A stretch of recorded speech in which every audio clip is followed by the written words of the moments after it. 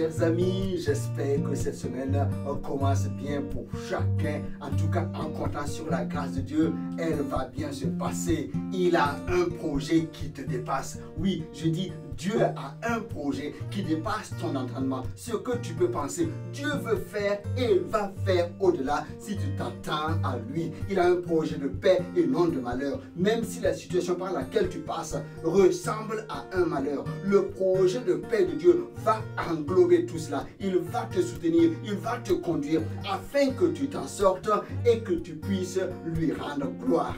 Un jour, il y a un événement qui s'est passé à Jérusalem, non loin du temple.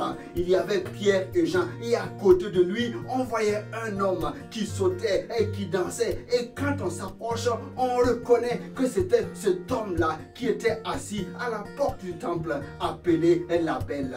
Cet homme-là a été miraculeusement guéri. Mais qu'est-ce qui s'est passé? Parce que ce jour était comme les autres jours. Il s'est levé, il est conduit par sa famille, par ses proches pour aller à la porte et s'y asseoir et attendre le monde. Cet homme, en sortant, il regardait peut-être au ciel en espérant avoir de la bonté des hommes, parce que s'il a le monde, allez, c'est un grand jour, c'est un bon jour pour lui. Et ce jour-là, quelque chose de particulier va se passer, parce que Pierre et Jean viennent à sa rencontre.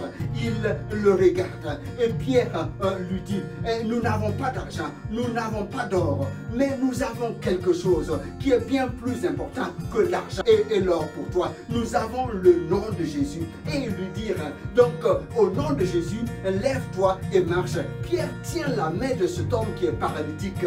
Il le fit lever et d'un bond, il saute, il est guéri de manière miraculeuse. Donc cet homme est sorti espérant juste avoir un peu plus de monde, pensant que c'était ça le projet de Dieu pour lui. Non, Dieu avait un plus grand projet pour lui. Il voulait qu'il se lève, il voulait qu'il marche, il voulait qu'il puisse être autonome et qu'il puisse dépendre que de Dieu seul, mais pas s'attendre seulement aux hommes. Et ce jour-là, Dieu l'a visité, il a eu foi en la parole que Pierre lui a adressée et le miracle s'est accompli. Donc je viens t'encourager. Peut-être tu t'attends à une petite chose, à une action par-ci, par-là. Dieu veut faire encore plus grand que cela. Espère en lui. Ne limite pas Dieu. Dieu peut te surprendre. Dieu veut te faire du bien. Il veut que ta tristesse se change en joie. Que tu sois guéri de tes maux et que tu réussisses dans ce que tu entreprends en comptant sur lui. Donc ne te décourage pas. Regarde à Dieu. Des grandes choses vont se passer